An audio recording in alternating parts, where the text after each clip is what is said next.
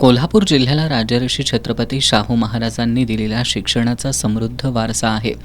त्यांच्याच संकल्पनेतील सक्तीचं मोफत आणि वसतिगृहात शिक्षण या आदर्श पद्धतीनं ग्रामीण महाराष्ट्र घडला.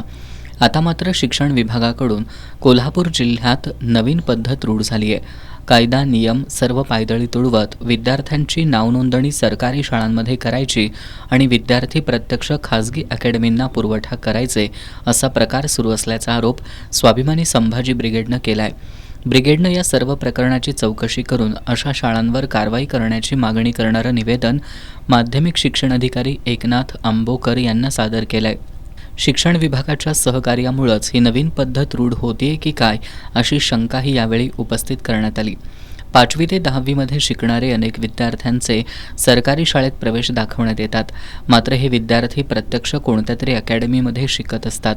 मात्र याकडे शिक्षण विभागानं डोळेझाक करून मोफत शिक्षण, दर्जेदार आणि प्रशिक्षित शिक्षक असलेल्या शाळांचे विद्यार्थी धंदा मांडलेल्या नियमबाह्य अकॅडमींना पुरवण्याचं कंत्राट घेतलंय का असा सवाल स्वाभिमानी संभाजी ब्रिगेडनं उपस्थित केला आहे. विद्यार्थ्यांसाठी 75% हजेरी बंधनकारक आहे. मात्र या नियमाला बगल देण्यात येते.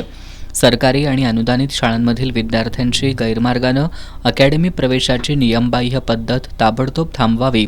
जिल्ह्यात एकूण किती अकॅडमी आहेत, ज्या अकॅडमीमध्ये असे विद्यार्थी शिकतात, राहतात याची आकडेवारी जाहीर करावी. खोट्या तपासणी आणि खोट्या हजेरी नोंद करणाऱ्यांची चौकशी लावावी. शिक्षण विभागातील किती जणांच्या कुटुंबातील व्यक्तींच्या नावानं अशा अकॅडमी चालवल्या जातात याचीही चौकशी करण्यात यावी, अशा मागण्या या निवेदनात करण्यात आल्यात.